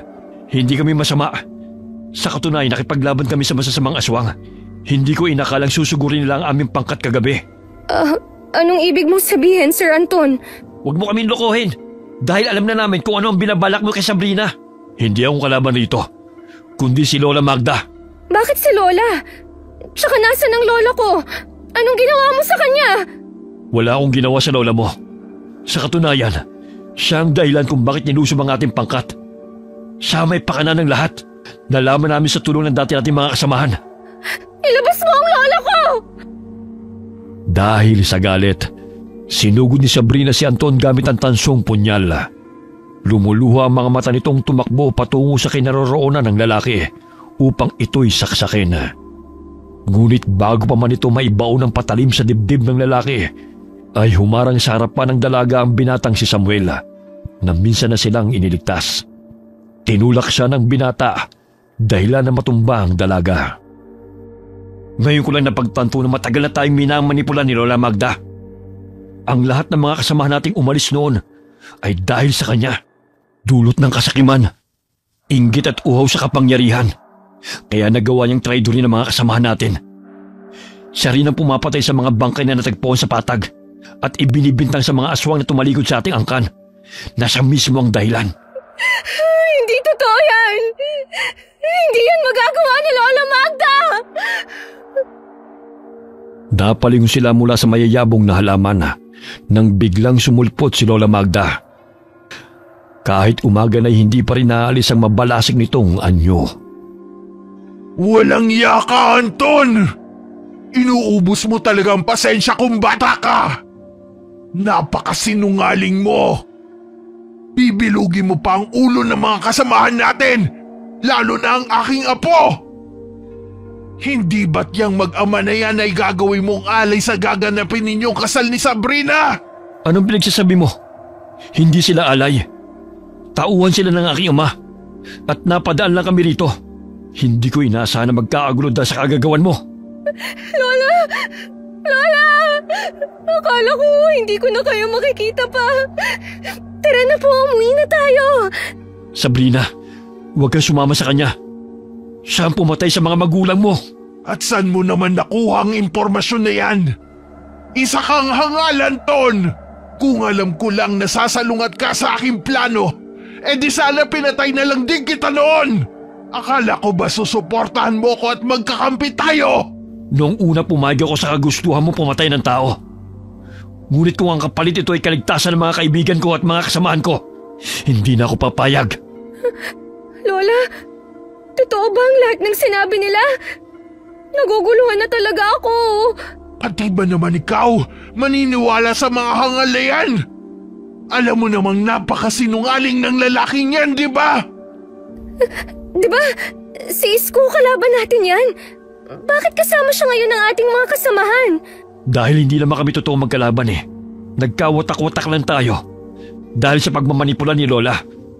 Pati kaibigan niya ay kaya niyang traidorin para lang sa kapangyarihan.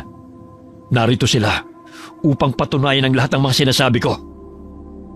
Namilog ang mga mata ni Lola Magda nang makita ang nooy mga kasamahan na pinalaya sa baryo dahil sa paratang na hindi pagsunod sa batas. Napatras pa si Lola nang makita si Protasio na ama ni Sabrina. Protasio? Buhay ka? Oh, bakit parang nakakita ka ng multo? Hindi pa ako patay tulad ng inaakala mo. Nasaan ang anak kong kinuha mo? Anong anak? Wala akong alam sa pinagsasabi mo. Sinungaling kang matanda ka. Ninakaw mo siya sa amin upang maisagawa mong ritual para magkaroon ka ng panibagong buhay.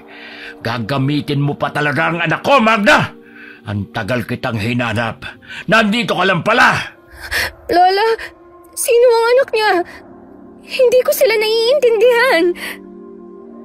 Humagulgol sa pag-iyak si Sabrina dahil sa mga isiniwalat ng mga taong nakapaligid sa kanila. Dahil sa takot din ng mga mangangaso, ay kumaripa sila ng takbo. Nagkandagulong-gulong pa pababa ng bundok. Napansin na matandang aswang ang baril na nahulog sa lupa, kaya't dali-dali niyang dinampot yun at itinutok sa ulo ni Sabrina. Kung hindi lang naman mapapakinabangan ng batang to, pues mas gugustuhin ko pang patayin siya! Lola, apo yun si Sabrina. Ano ba nangyayari sa inyo? Huwag kayong lalapit. Isang mali nyo lang. Sabog ang bungo ng babaeng to. Siya ba ang anak namin ni Mona Lisa? Siya ba ang batang ninakaw mo sa amin? Matagal na panahon akong nagsakripisyo upang mapalaki lamang ang batang to. Hindi ako papayag na ang lahat ng plano ko sisirain lang ninyo. Mga hangal! Lola, ano bang nangyayari sa inyo? Pakiusap maghunos dili ka. Ipinanganak si Sabrina ng lunar eclipse kung saan ang buwan ay dumadaan sa anino ng mundo. Nagsagawa ng ritual si Lola Magda upang sa pagdating ng 18 karawan ng dalaga ay muling mabubuhay siya sa katauhan ni Sabrina dahil magpapalit ang kanilang kaluluwa at katawan na. Tumayo ka at sumama sa akin! Bilisan mo!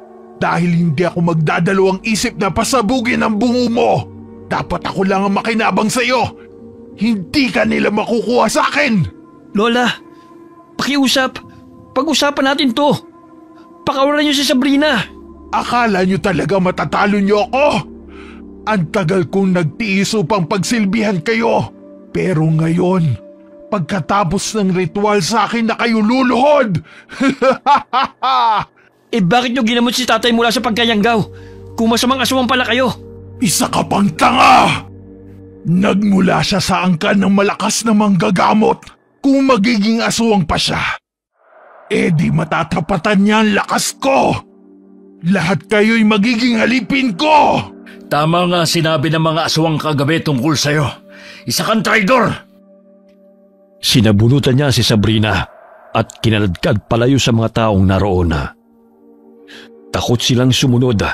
Baka iputok ng matanda ang baril sa ulo ng dalaga. Inutusan ni Anton ang mga tao na huwag na munang galitin ang matanda. Nanlilisik ang mga mata nito habang palipat-lipat ang tingin sa kanila. Siya ba ang anak ko, Anton? Sa pagkakaalam ko, si Sabrina lamang ang batang inalagaan ni Lola Magda at maglalabing 8 taon pa lamang siya. Kaya nga pinagkasundo niya na sa akin magpakasal si Sabrina dahil kami mamamahala sa baryong ito. Nang tuluyang makalayo sa mga tao, mabilis na kinaladkad na matandang babae si Sabrina. Matulin itong tumakbo at siniguro na walang makakasunod sa kanila. Maliban na lamang sa mga aswang na masugid na tagasunod ni Lola Magda. Yun ang mga aswang na kumakain ng tao na gumagala sa gubat upang makapangbiktima. May mga kasapi siya na nakikihalubilo sa amin.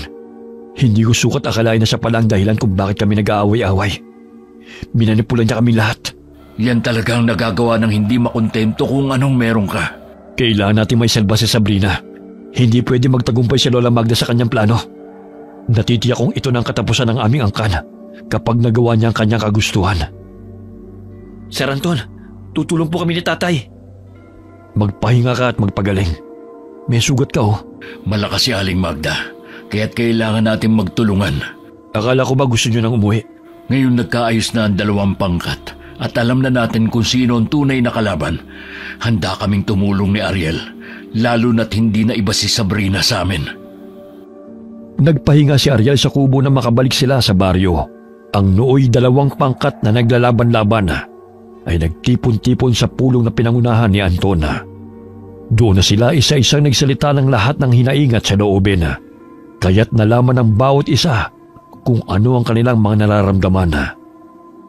Nagkapatawaran sila dahil sa mga maling paratang na ipinataw sa kanila, kaya sila nagalit ng husto. Ngayon iisa lang ang ating layunin, na mahanap kung saan dinala ni Lola Magda si Sabrina.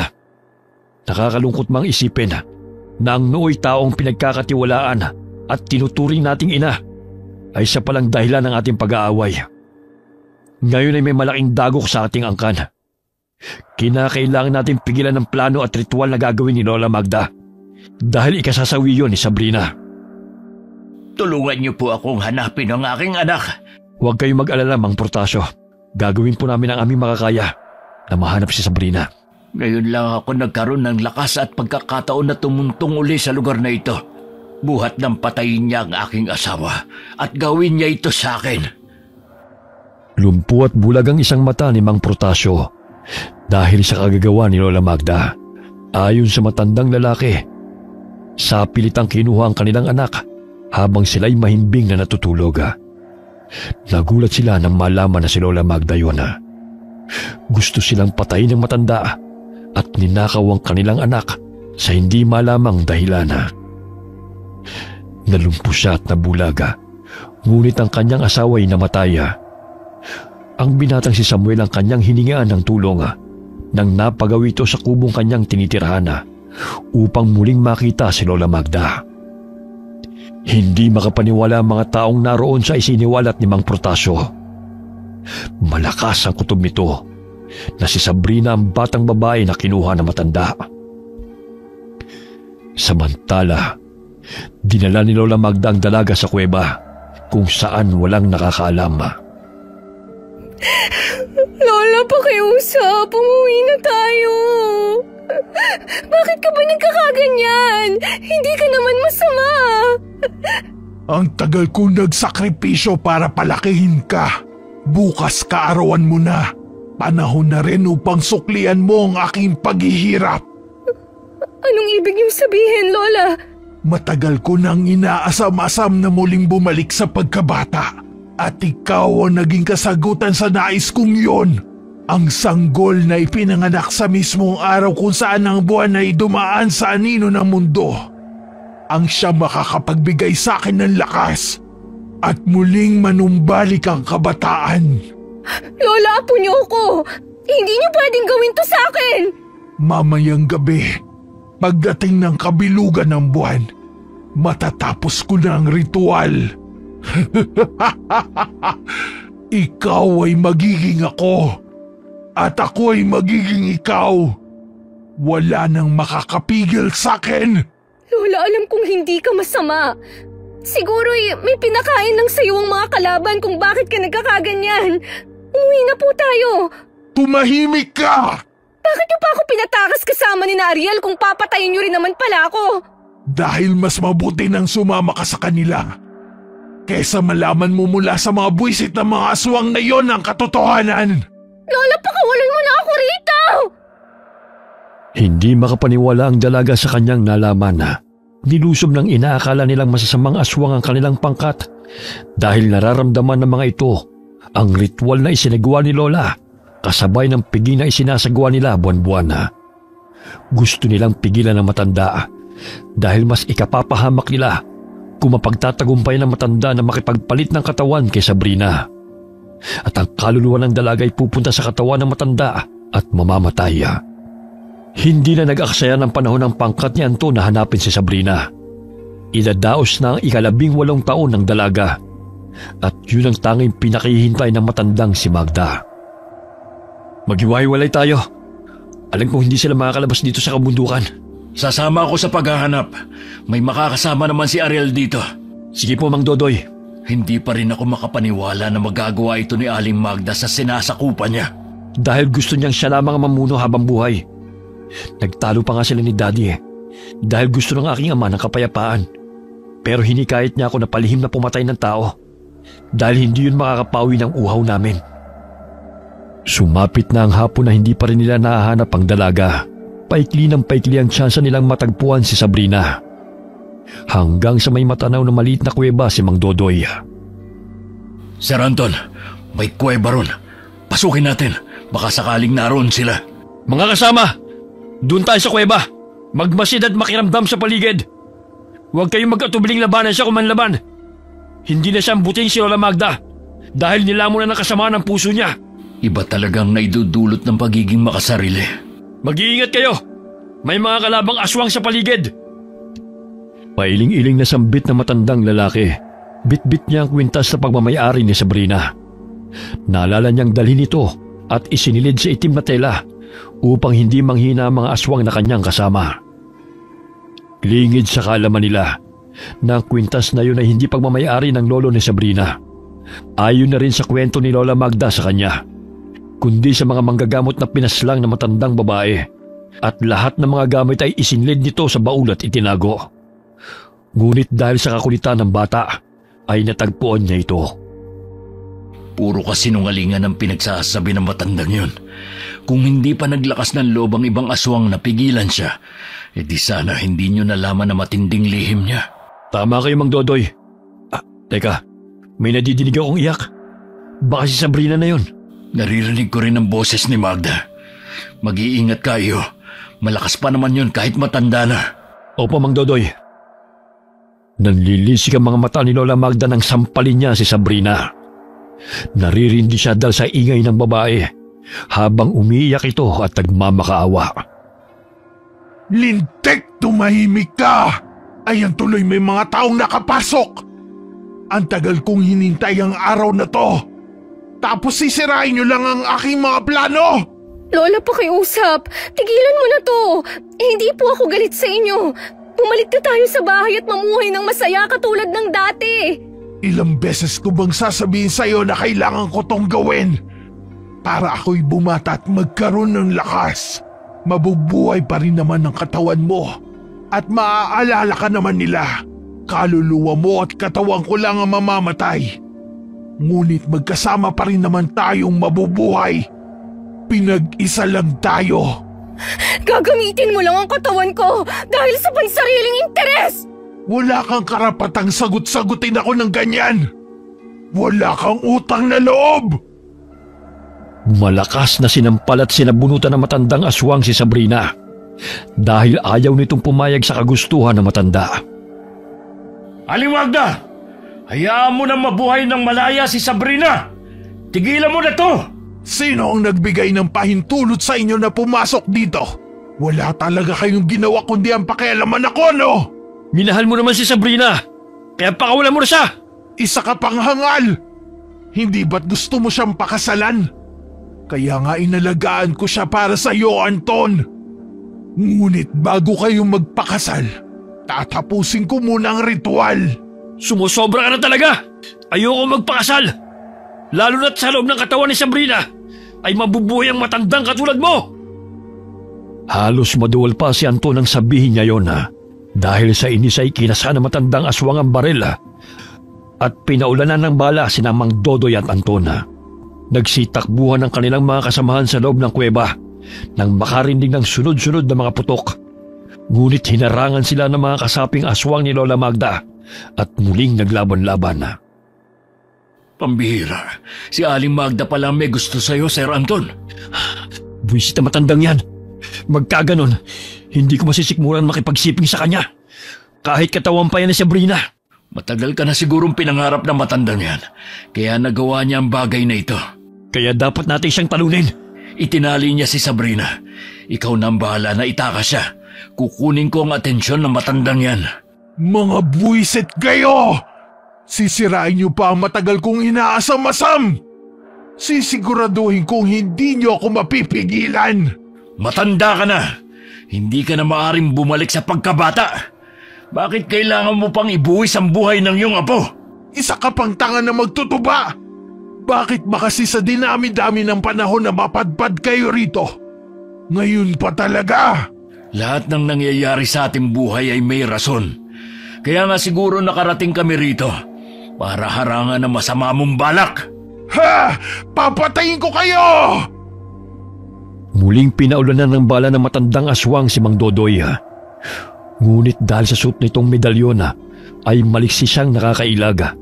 Nagngingit-ngit sa galit si Lola Magda nang muli niyang kinalabit ang gatilyo ng baril. Ngunit naubusan na ito ng bala, kaya itinapon niya yun. Nabaling ang kanyang pansin kay Sabrina na nooy kinakalaga ni Anton. Kaya't kumaripas ito ng takbo patungo sa dalawa at malakas na sinampal ang lalaki. Bitiwan mo si Sabrina!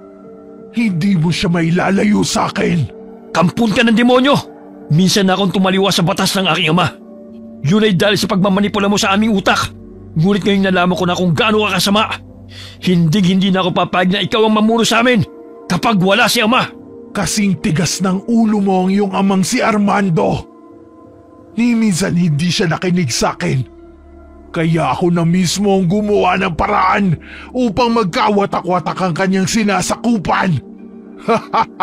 Nagtagumpay ako sa bagay na yon.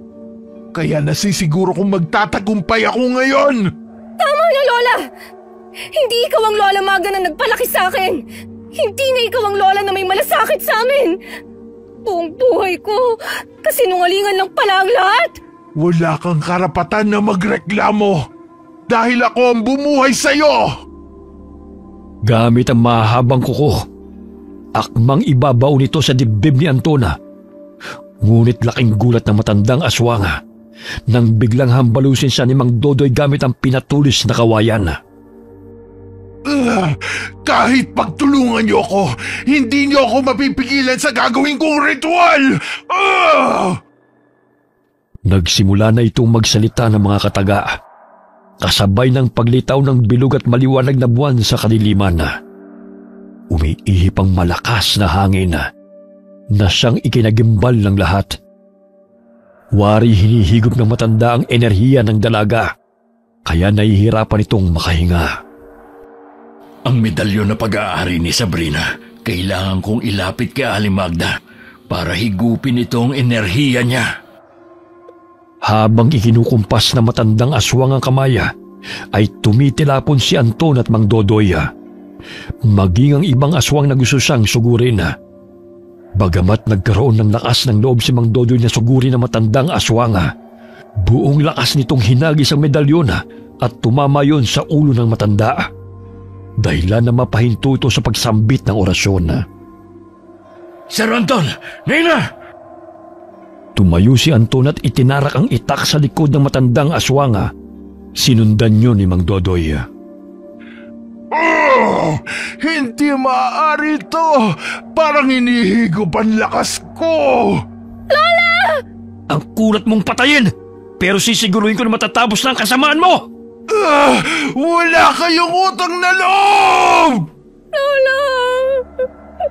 Hindi ko gustong mawala ka. Mahal na mahal kita, Lola. Huwag mo siyang kaawaan, Sabrina! Hindi na siyang Lola Magda na minahal mo! Dahil kasakiman at kasamaan ang nangiibabaw sa puso niya! Lola! Sir Anton, bakit nangyayari sa atin to? Pasinok-sinok ang matandang babae habang nangihina. Dahil sa medalyon na dumapo sa kanyang ulo, ay hinigop nito ang kanyang enerhiya at lakas. Dahilan na manghina siya. Hinihintay ka na ng tunay mong ama, si Mang Protasio. Alam ko mahirap paniwalaan at tanggapin ang mga pangyayari. Pero dapat lang napagbayaran ni Lola Magda ang lahat ng kasalanan niya. Hindi pagmamayari ng namayapa mong lolo ang medalyong ito, Sabrina, kundi sa mga manggagamot na pinaslang ni Aling Magda. Umagulgul ang dalaga dahil sa labis na paghihinagpis. Dilat ang mga matang binawian ng buhay si Lola Magda. Sumuko rin ang mga aswang na kumampi sa kanya dahil natalo sila ng mga kasapi ni Antona. Inilibing nila ang bangkay ni Lola Magda sa loob mismo ng kuweba. Tulala pa ang dalaga dahil hindi makapaniwala sa mga pangyayari.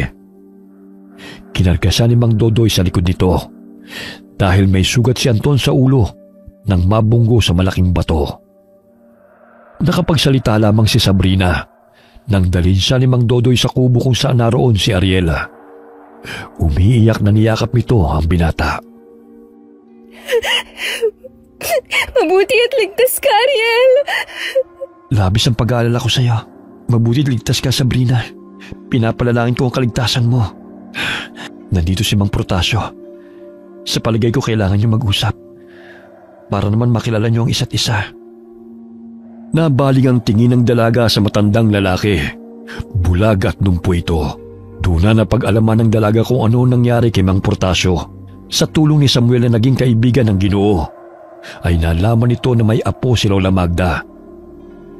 Naging interesado siya sa kwento ng binata at nagkaroon ng pag-asa na buhay ang anak nila na kinuha na matandang babae. Naaalala kong may malapad na nunal sa likod ang aking anak. Meron po ako. Ipinakita ng dalaga ang nunal nito sa likod malapit sa balikat. Muli siyang niyakap ni Mang Protasio dahil sigurado ito na si Sabrina ang matagal nang hinahanap na anak. Naging emosyonal ang tagpo na mag-ama. Hindi mapigilang umiyak ng Ginoo dahil kamukha ni Sabrina ang ina nitong namayapa. Ilang araw pang nanatili sina Ariel at Mang Dodoy sa baryong yon. Buhat nang mamatay si Lola Magda, ay muli nagsama ang mga aswang na nooy tumiwalag sa pangkat. Ganun na lamang ang pagkagulat ni Don Armando nang malaman ang nangyari. Marami-raming nasawi mula sa kanyang mga kasapi. Sa pamumuno ni Anton at Don Armando, naging payapa ang baryo. Walang patayan ang nagaganap at tanging hayop lamang ang kanilang kinakain. Nagkamabutihan sina Ariel at Sabrina. Samantalang si Anton naman ay tinanggap na hindi niya kayang pilitin ang dalaga na magpakasal sa kanya. Bukod sa malayo ang agwat ng kanilang edad, ay hindi siya gusto ng dalaga. Sumama si Sabrina kina Ariel at Mang Dodoy na umuwi sa baryo kung saan sila noon nakatira at namuhay ng normal.